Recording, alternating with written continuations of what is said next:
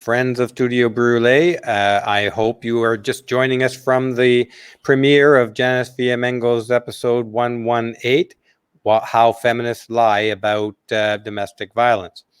And we have, first of all, I'm going to point out that I do have my qualifications as a member of the patriarchy here, VIP club member, so I'm authorized to comment on all things about the carryings on of the feminist evil empire globally. And of course, with me today is Janice Fiamengo, who needs no introduction. Hey, Janice. I'm sitting here in a very sunny window, so if I look particularly washed out, it's because I've got sun streaming in. I don't have any curtains on my window. So I forgot to mention I have my emergency patriarchal cigar here. How come it's back in the wrap? Well, I'm trying to keep it sort of, in good shape. I don't know if that's going to be possible because we're never going to see feminists come around and say something like men are human or something like that. No. Men are human beings. I'll even light it up if a feminist comes out and says indisputably men are human beings. Mm-hmm. Yeah. They won't. Yeah. No, as we saw in that tweet by the woman who is the advisor to the UN on matters of women in conflict and on all matters related to gender. What was that woman's name? Sanam Anderlini, I think it was. Yes. Let me just pull that right up here. Take a screenshot of. Here we go. There it was yesterday. I think this is the right tweet, is it? That's it. Yeah. The cruel irony of Corona. It's enabling men to perpetrate horrific violence against women stuck at home, but the disease takes its revenge by killing far more men, at least in countries from which we have data. Wow. I mean, what can you say about that? There's no end to the feminist hatred and bigotry. Yeah. It knows no depth. So this is the woman who advises the UN on issues of gender and conflict. She has some sort of expertise in peace studies.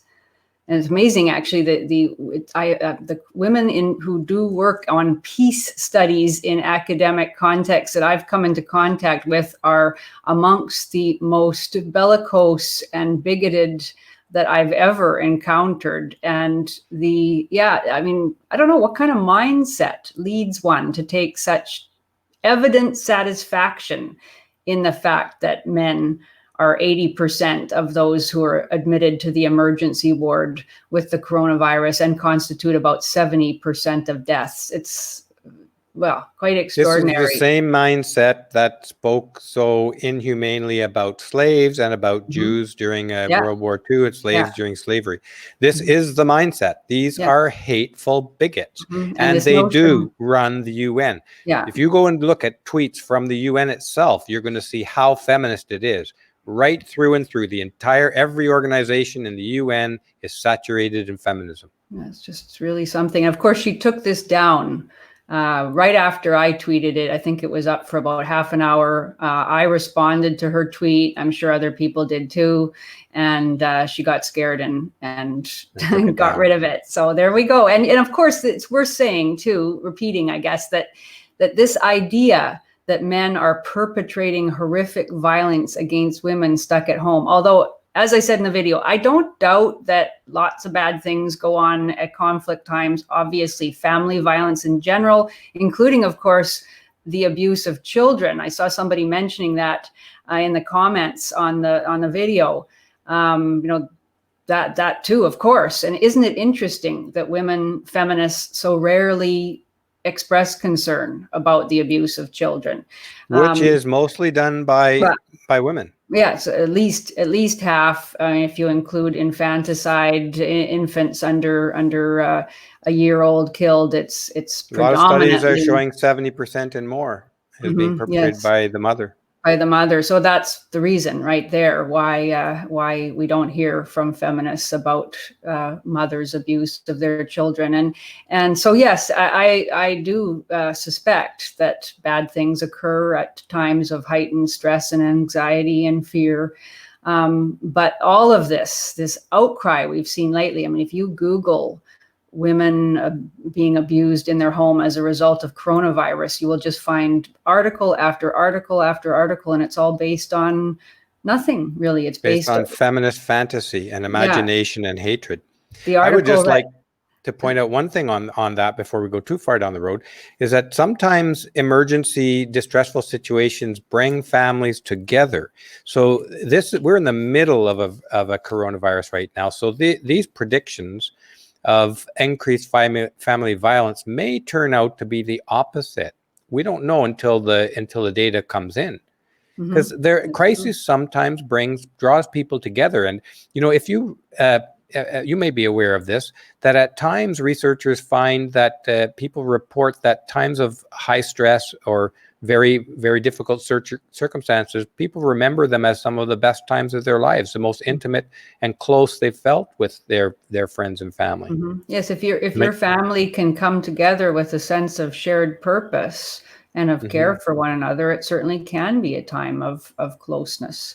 And so, yeah, absolutely, I agree with you. We don't know, I think, where there's already fractures in a family. It's certainly possible and even likely that a situation like this will increase the potential for arguments and conflict. But this is based on the article with which I start the video is based on mostly calls to domestic violence hotlines. Right. And women can call those. Is that the New York Times one? No, that's the Guardian article. And women can call those hotlines at any time, and they can talk about a variety of things. And of course, I've worked at one of those crisis centers, and the actions of the callers is we are simply to listen and to believe, and to empathize and to offer suggestions if we're being asked for suggestions. And a woman can call saying, I feel scared, I feel panicked, I'm afraid of violence. It's not necessarily the case that is hard data. And in fact, in that article, it's really interesting that in the they survey a bunch of different countries: Greece, Portugal, Italy, Spain, China. And they mention that out of Italy, there have been far fewer calls to domestic violence hotlines. But even that was interpreted as evidence that things are worse for women because they couldn't get to the phone. Because the abuser was there right in the room, so they couldn't make the call. So, whatever the evidence. Not even Italy, not just Italy. There was an article around the UK. In the UK, two different articles I read, and I deal with this in the I saw you break. commenting on that. Yeah. One said they had increased calls and they were worried about that. The next one said they had decreased calls, and that also was something to be caused because of increased incidents. Yeah. Unbelievable. Yeah. So we know that whatever happens, feminist activists, and they will be parroted by the journalists, will tell us that violence did increase. Yeah. Incredible, eh? Yeah. Yeah. I mean, I never cease to be amazed, really, even though I know it well. The dishonesty, the misrepresentations, the mendacity of these so-called academic researchers. But this particular piece was really startling, and it is concerning, even though we know that we should approach these types of studies and the reports that are based on them with a lot of skepticism. To see the bald-faced lies, it takes your breath away, and of course it contributes to the hatred of a woman like that UN advisor. It doesn't contribute to her hatred, perhaps, but it certainly contributes to her enthusiasm about expressing it, her sense of a justification in expressing that hatred, and of course in advising whatever bodies she is involved with in a very bigoted manner. And that is, I can't express how disturbing I find that. I asked you before, have you ever seen a feminist study that had accurate statistics or that wasn't lying? And I ask that question in all seriousness because I have never seen a feminist article or research paper that wasn't lying and that wasn't filled with hatred, that wasn't deliberately lying about the statistics. Yeah, well, so I don't think I could go out on a limb and say for sure that I've never seen one. I haven't. It would stand out. It would stand out. I read many feminist articles in my earlier days, although those were mostly in the humanities. And so there, it's conjecture, it's it's ideas. all theory, it's ideas, and so it's a little bit different. I certainly read articles that were interesting and that struck me as highly intelligent. Now I would come at them with a very different perspective. They always, of course, I mean, the feminist framework is a framework that sees women as always disadvantaged, and that simply from all of history. Yes, and cannot. I mean, they're starting from a lie, right? They are. So in that sense, they are always flawed, and they cannot see the full humanity of men, and they cannot empathize with men or recognize the reality of male suffering. So they are all wrong in that sense. But to get back to this study, this one about Hurricane Katrina, that is a link to that one. Pretty bizarre, and I would like to back up a little bit to talk about it in the sense that how I came to read the study in detail was that I had a couple months ago started researching all of the discussion about the bushfires in Australia and the link to violence against women. And so I read a number of articles about how we know that any kind of natural disaster has a bad impact on women in terms of violence against women, increased violence, all natural disasters. We've seen that be the case. And there were very, very few studies actually showing that.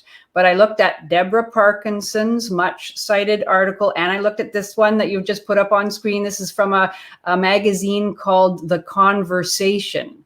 This is a very hip, lefty academic magazine that is supposed to bring together academic rigor and a kind of magazine-like tone.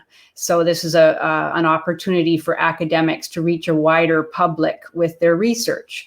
And this article claims, if you can jump down to, it's about the 9th paragraph. Most of the paragraphs are single sentences. I think it's right. This one? Yes. Following, there are links to under many of the sentences in this introductory segment. Many of the links go to nothing of any kind of substance. I actually looked at all the links. We're going to do this study found one right here. Well, that's the Hurricane Katrina one. That's the one that I looked at. But if you look at the others, which I don't really want to do because they're not that interesting, but they just aren't. There aren't many substantial studies actually showing what these academics purport is widely known. So they always go to the Hurricane Katrina one. That's the go-to statistic. They just love that. So here's one example, but this is not the only. This is the standard reference in all these types of studies. And yet it's a lie. It's a lie. Following Hurricane Katrina, a study found a 98% increase in violence against women as measured from before and after the disaster. Wow. I mean, that's it. Yeah. That's all they have to say about that. The other one that's worth looking at, I think, because it's just so full of misrepresentation and bigotry and glaring omissions, is the Deborah Parkinson study. And this is the one that was referenced in relation to the bushfire disaster. This was the one that was referenced when Sherelle Moody, anti-violence advocate, came out last November and said that it was known that firefighters returning from the bushfires beat their partners, with increased cruelty and increased violence. And when she was questioned about that, she was widely attacked. But when she was questioned about it, she said that she had got the information from this academic. She's a Monash University researcher named Deborah Parkinson. And I think, as far as I know, pretty well everybody, except one person who got in touch with me, accepted that, okay, there was a study. It's based on the Black Saturday bushfires of 2009. And everyone sort of accepted that, yes, there was an increase in violence against women. And they attacked Sherelle Moody, but they never attacked Deborah Parkinson. They did get in touch with her. She said, well, we did find an increase in violence, but we never really specifically looked at whether firefighters were the perpetrators. All untrue. The study does suggest that firefighters are perpetrators. It makes a direct link between the stress experienced by the firefighters and they're taking it out on their intimate partners. And if we look at the abstract, can you make the abstract a little bit bigger? Yeah, you see that she also relies very heavily on Hurricane Katrina.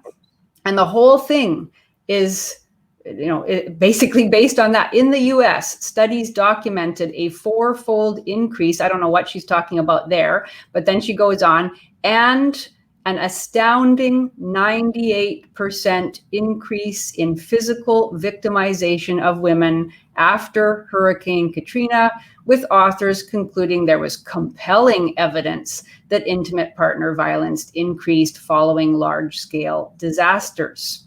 And then she goes on.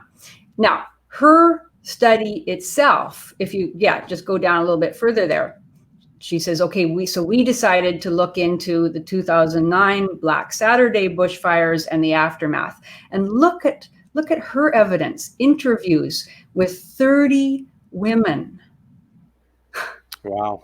And you know how they found those women? They spread the word, they advertised for them, they put notices in women's papers, and through word of mouth, they said, we're doing a study on violence against women. Do you want to come forward and talk about your experience or knowledge of violence against women following the Black Saturday bushfires? I mean, this would not be accepted as a study procedure in a first-year university class. It shouldn't be. I mean, I'm not a social scientist. They teach them to do this kind of trickery. They teach them to do this kind of thing. But, and I'm not a social scientist, so I always approach this stuff with trepidation. I was never trained in how to do a proper study or anything like that in the humanities. We work with ideas. You can make things up. But even I, with my very limited knowledge that I'm learning on the fly as I'm reading more of these studies, even I can see, 30 women who were invited to come forward to talk about their experience or knowledge of violence in the aftermath of the Black Saturday bushfires. Election bias.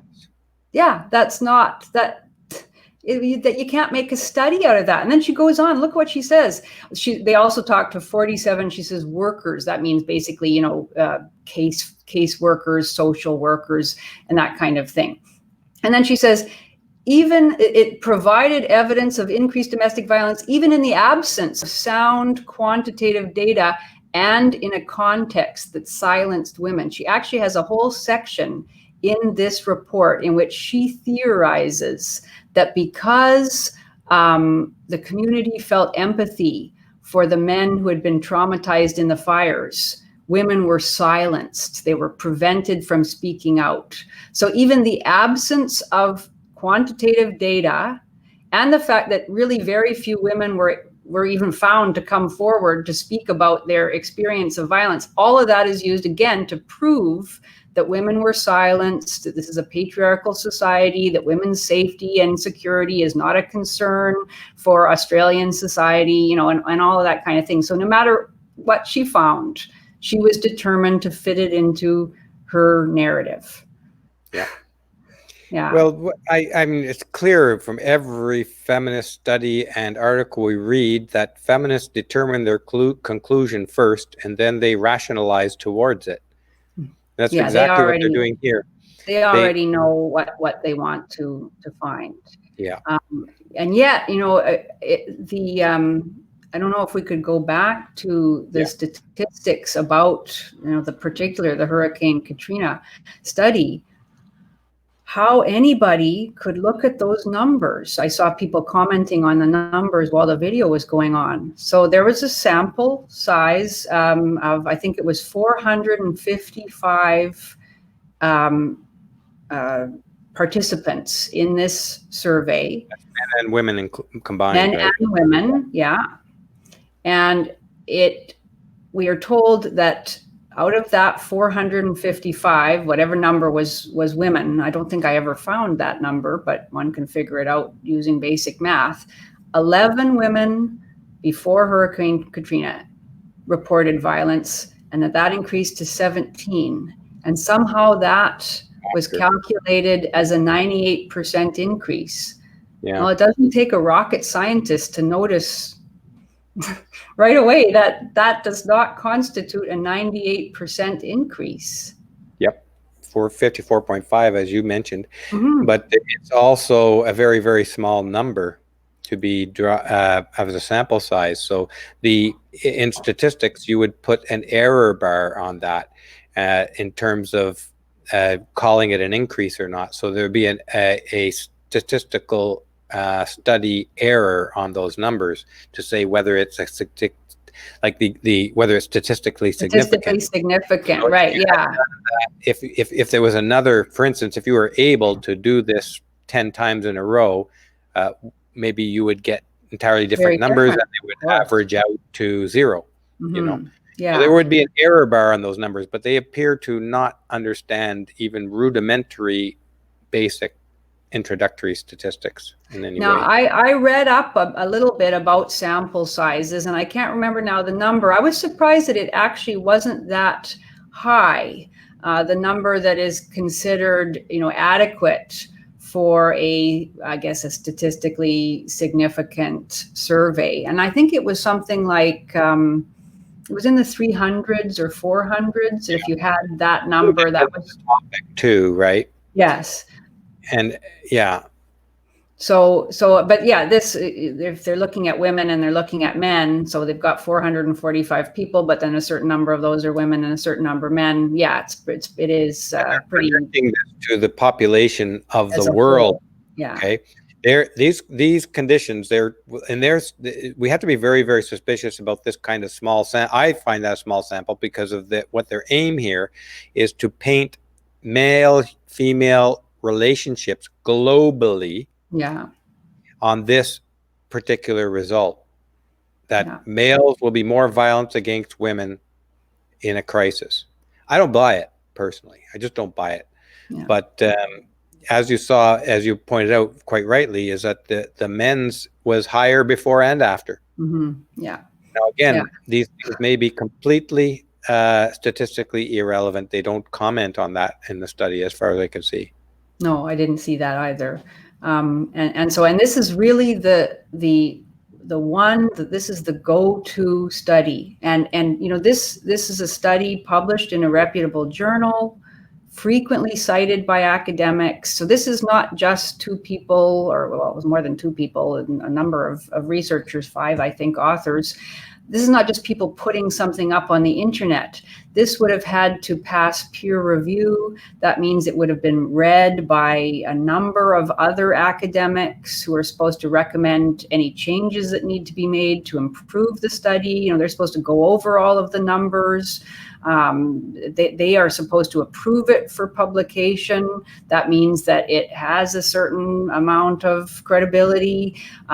Since then it's been cited quite often. It's been used as an example for many generalizations about violence against women. It's not clear to me whether the people in that magazine, The Conversation, or Deborah Parkinson, did they even read the study and then simply ignore the fact that men reported higher rates of physical victimization. There was also a category of psychological victimization, which I didn't even get into, where again, the male-female rates were pretty much comparable. I find that kind of a crazy category. But did they even read it? And did they not notice that they're 100% willing to lie? So if they read it or didn't read it, I don't even care. These people need to be run out of town. Yeah, I agree, but there is there's the basic fact of their own credibility as researchers. It's one thing to what was that you said? Credibility as researchers? Seriously? They're feminists. They lost all credibility as soon as they said, I'm a feminist. I guess, but if a duffer like with you, if a duffer like me can click on a link and see that they have misrepresented the study, so can anybody else. And none of their colleagues are going to call them on this. That's the thing. Nobody has, obviously. They're all afraid because, if you go against the feminist autocracy, you get run out of town. You lose your job. You don't get your research reports. And this is true. You don't get your research reported if you get on the bad side. And that was demonstrated in just recently with that study in Finland, where they found the discrimination against men in hiring and promotion at universities. 5 different top journalists refused to print the report. I think that was Sweden, wasn't it? Sweden, was it? It could be Sweden. So, if I'm remembering correctly. Just going off the top of my head. Yeah. No. That shows you how tightly controlled and how this is stronger than the Catholic Church was in its heyday. Feminist control of our world today is more dominant, more oppressive than the Catholic Church in its heyday, and I'll stand by that. They run the UN. Yes, they run the UN. They certainly run the journals. Feminists they're running a lot of governments in the world too. Yes. And then they use the research that they allow to be published in those journals in order to lobby governments to, make all sorts of new laws and to give masses of money to various feminist organizations. And that's the way the power works. I just recently looked into this, a letter signed by feminist organizations around the world, and they were encouraging a feminist response, that feminists had to be running the response to the coronavirus globally. This is what they were saying. I've seen a lot of those kinds of letter reports. Is signed by thousands of people. Well, there's almost 500 organizations, and that was just in the matter of a few days when they could get those signatures together. Yeah. Mm-hmm. And those organizations are hugely funded. And there's hundreds or thousands of these around the world. And they're funded by the German government. There's a ministry of the German government that is actually funding one of these organizations. George Soros is funding them. The money is pouring into feminist organizations. And we have to wonder why. What do the wealthy and powerful have to gain by promoting and propping up and funding feminism to such a huge degree? I'm guessing it's going to be certainly in the multi-billions, maybe trillions of dollars globally, funding feminist organizations pushing well-known, easy-to-identify lies around the world. What do they gain? They gain a very supine population, a population willing to be dependent on government and controlled by government, and they gain a population of men who will lack agency, who will not men who are trapped to the workforce. Exactly. Trapped. Yeah. Will be this trapped. Is a slave workforce they're after. They want a slave trapped workforce. I read a little story from a writer, this is many, many years ago. And he was a guy who was writing about a story about the plantation owners on the sugar plantations in the Caribbean from years and years and years ago. And the guy said, and it was one plantation owner talking to the other, saying the key to the Caribbean is the big toe of the black woman. Because she's going to stab him at night in the back with her big toe, saying, I want this, I want that for my house, I want a new this. And the black man would have to go out and work for it. That image never left me. I want a new refrigerator or whatever it is, because there's refrigerators being made. That's what's going on here. If you promote this power of the woman, then even if the women don't go into the workforce, they're going to demand stuff from the man. The man's going to be trapped to his job until the day he drops dead of a heart attack. Well, even of course, if she's divorced him, he's still beholden. Now they've got that financially. So it's very, very disturbing. And the tissue of lies that is used to prop it up and to further the agenda is really striking. And just on that subject, there's those couple of articles about intimate partner homicide that have been published in the last year or so that also let me put that up here. I have that. Show the lie and just the brazenness with which feminist advocates pass over the facts that are right there in the article. This was one, the murders by intimate partners are on the rise, study finds. And this one, if we just go down a little bit into the article, I think right in the second paragraph or so, here it is. The numbers of victims rose. Now, this is all somewhat confusing, I think, in the sense that in general, intimate partner violence, it has been on a downward slope for decades, that fewer and fewer murders. But there's been a recent uptick, and nobody knows why, but it's been used to again call for increased funding to women's organizations and for the reauthorization of the Violence Against Women Act and all sorts of things. But so there it is. The number of victims rose to 2,237 in 2017, 19% increase. The majority of the victims were women, a total of 1,527. Okay, well, I don't dispute that 1,527 women is the majority of the victims. This is intimate partner homicide. But if you do the simple math, that still leaves a fairly significant number of men killed by their intimate partners, leaves a number 710. And if I was correct, if I did my math, and which I think is 32% of the total, that's a pretty significant minority of male victims. It's not a minority. Warren Farrell has argued this. He's pointed this out many, many times, that women's murders go unreported. Yes. Unrecorded as murders. They get plea bargain to manslaughter. Yes. They hire other men to kill for them, and it gets recorded as a man killing another man. Yes, exactly. So many ways in which the statistic gets scrubbed. Yeah. Well, this, I don't think this one. Yeah, this didn't count just murders. It included all homicides. But I absolutely don't doubt that there are woman killers in there who are not represented because they hired hitmen or whatever. We know of cases of that in Canada. But okay, but even just looking at those numbers, 32%, that is significant. Yeah. And imagine a case where suicides were 32% women. We know, of course, that in most cases the suicide rate of women is much, much lower than men, maybe 25%, 20%, etc. Imagine an article that talked about that concern and never once mentioned women.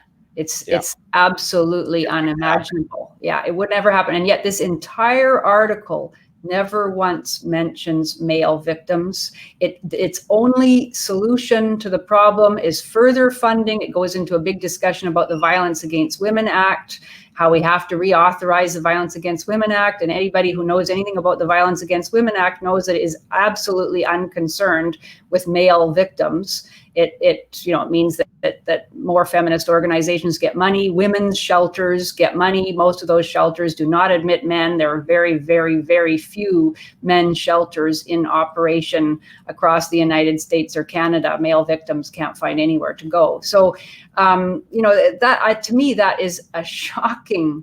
It's a clear evidence again of the inability of feminist advocates and indeed the general public to care about male victims. And I posted that on Twitter a week ago or so because I was looking at it when I was doing the research for this video. And a few nasty comments from feminists, of course. One saying that she suspected that most of those men killed were being killed by men. And of course, she hadn't actually looked at the study. I thought that was very interesting. Right out of her butt, that. Yeah. And I mean, the first response to that is, who cares? Why should it matter whether these men were killed by men or women? Why would that matter? Standard response, though. Yeah. Let the women off the hook somehow. I mean, they're still dead. And if you care about humanity, you would still be concerned about them. It's also a outrageously homophobic thing to say because it implies that most of those 710, I wrote down the number, most of those 710 men were 32, I think it was. Were killed by gay partners. And in fact, they weren't. I looked at the study and the number male intimate partners involved in intimate partner homicides is less than 2%. So most of those men were killed by their female intimate partners, and yet that just gets completely ignored in that article. And there's one last article that I would like to look at, which also before we do, I have to acknowledge Slacktivist, who quite some time ago here, about 30 minutes ago, gave us a generous donation. And I don't have access to that comment that he made up there, but it's Slacktivist. Where is he here? Slacktivist 00. Dead is pretty irreversible. I have to agree with that. Although, I don't know, I intend to be reincarnated, because I'm not done throwing my opinion out at feminists here yet. I'm coming back for another round. But this round is going to be Fireball in honor of Slacktivist with his generous donation here. Thank you. Thanks very much. And are you catching this? No, I'm not catching this on here. Here is my... Oh, I'm running out of Fireball here. Okay. So, to Slacktivist and all of our generous viewers who regularly, and many of whom do help us on Patreon and on regular PayPal monthly donations, I want to thank you very much. We truly appreciate your support. Just about every one of our videos is demonetized, including this one. It was demonetized before it went published, and I contested it, and they reviewed it and said this was not suitable for all advertisers. You can't speak the truth and get paid for it in this world. Not today, because the feminists are in control. And feminism is one giant basket of oiled snake pit of lies. Hard to argue with that. Good enough imagery? Let's look at one last example that I thought was pretty outrageous. And this is in the other article that I sent to you. This is the article in the Huffington Post that also talks about this same 2019 study showing the intimate partner murder on the rise over the last few years. It was mainly an article about gun violence. That seemed to be the big focus of the HuffPost writer, but also really emphasizing the number of female victims, totally ignoring the fact that 32% of the dead were male victims. And there's one particular place in the article where we're presented with some statistics about the numbers. And it's just an outright misrepresentation that most people, if I hadn't been looking for it, I would have just passed over it without even noticing, where it says something like 50% of women are murdered by an intimate partner, where only 5% of men are. So it makes it seem like... Look for that right now. Okay, here we go. It says here only 5% of men suffer the same fate. That's it, Nearly half of all women who are murdered die at the hands of their... Can you put that one up, Steve? Oh, sorry. I thought I did. I'm reading it over on the other monitor. I thought I had put it up. Sorry about that. Not paying attention to my main monitor. Okay. Yeah, so there it is. Nearly half of all women who are murdered die at the hands of their partners. Makes it sound like, it's just this horrific thing. Half of all women murdered. Only 5% of men suffer the same fate. Well, if I hadn't been sort of attuned to this kind of lying, I would just think, well, the numbers don't lie. There's only a tiny percentage of men who are being murdered by their intimate partners, while there's this huge percentage of women. But the lie is... well, it's not exactly a lie, but it's a misrepresentation. Sure. The reason the numbers for women are so high is because women are not murdered at nearly the rate that men are. They're much more rarely killed by strangers or just acquaintances. Their murder rate is tiny compared to men. Men make up about 80% of all homicides. So then the fact that only 5% of men are murdered by their intimate partners makes it seem really small, but it's only small in comparison to the much larger total number of men who are killed. And so, that's... I suspect the percentage compelled of intimate partner murders is about equal between men and women. If we could if we had some ability to get at those statistics, the real statistics, but we don't. But yeah, no, that's a really good example of how to use statistics to lie through your to minimize the reality that men are far more likely than women to be killed, far more likely, or to be, you know, physically attacked in the world, in their lives, far more vulnerable, and that they are a significant percentage of those killed in intimate partner homicide, but saying 5% makes it seem utterly insignificant. Wow. I mean, again, it's really shocking.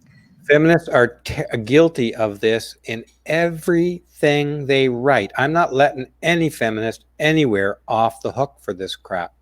It is if it's to the point with me now, I know I'm getting I get a little hot-headed about this because I get fed up of hearing of the feminist lies and the amount of pain and suffering and hatred that they spread in the world.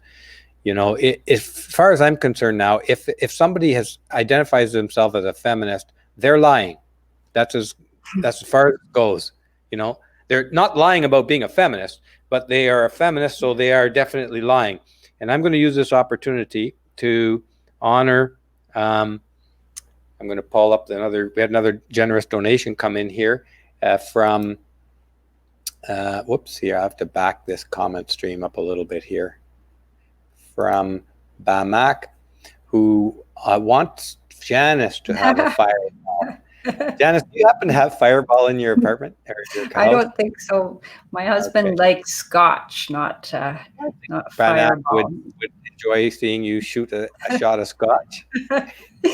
I'll next time. I promise I'll have something. I don't Seriously? even have my. I don't even have. I promise. Sure, absolutely. I don't even have my ginger ale in this case, but. All right. But in honor of Bamak, I'm going to stand in for you on this one. And I did run. You'll notice the color is different.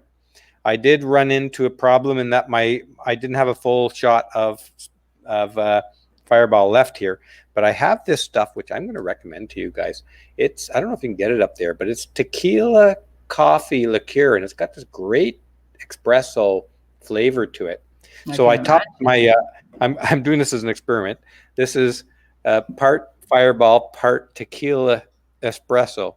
So thank you very much, Bamak, and for your generous contributions to Studio Relay. On that note, I should probably go because we're heading over to my mom's for Easter meal. And so I guess I want to wish everybody a happy holiday and hope you're all managing through this weird time of self-isolation and social distancing, and hope everybody is able to remain feeling good and safe. And it's always a pleasure to have you either in the Fiamengo File or live, Janice. What do you think? Can you give us a tip your hat on what you're working on next for a Fiamengo File? I'm working on something that so far is kind of dead on the page, but it's called, what is the title? The working title is something like, is Believe Women Believable? And what I'm trying to do is look at actual serious attempts by feminist journalists and feminist academics to justify the Believe Women, whatever you call that, mantra, motto, doctor, whatever it is. Right? Yeah, because it to me, it really is actually the core. Like it's different from the pay gap or objectification or women discrimination against women in STEM or any of these other things, or even violence against women. It doesn't even pretend to have studies supporting it or any kind of facts or academic research proving that it's an issue. There is no evidence that ever in the history of the world it was a sound dogma to always believe women. And so it's really interesting to me to look at serious feminists trying to justify that even as a, kind of partial doctrine, and to see what they say about why they believe that is a good practice. So that's what I'm trying to do. But so far it hasn't jumped off. That's a deep, difficult topic. And I think it runs straight into how it is that feminism rose to take control of the world, to take such power of the world so fast. Well, it is the clearest statement of of the doctrine of female moral superiority, I think you can find, because that's what it is saying, that women are more innocent and they are morally purer than men. And so it's interesting to see how feminists themselves attempt to justify such a bald statement of gynocentric superiority. Moral purity. Yeah. And Peter Wright, I think, wrote something recently on that, or is coming out on something on that. I was reading something just recently from Peter Wright talking about that. He writes very well about that subject too. Excellent. That's if his, you guys haven't, if you guys haven't read much from Peter Wright, look him up. He's very, very articulate and clear on his writing. So okay, well, yeah. So thanks a lot, Steve, and we'll talk again soon. Definitely. And thank you, everybody, for joining us. This is Studio Brûlé. Will be on tomorrow for the coffee break session. There's going to be some changes in that coming up shortly. But check in tomorrow for coffee break session. And thank you so much for tuning in to Studio Brûlé. We appreciate all our viewers. Definitely. Have a great week.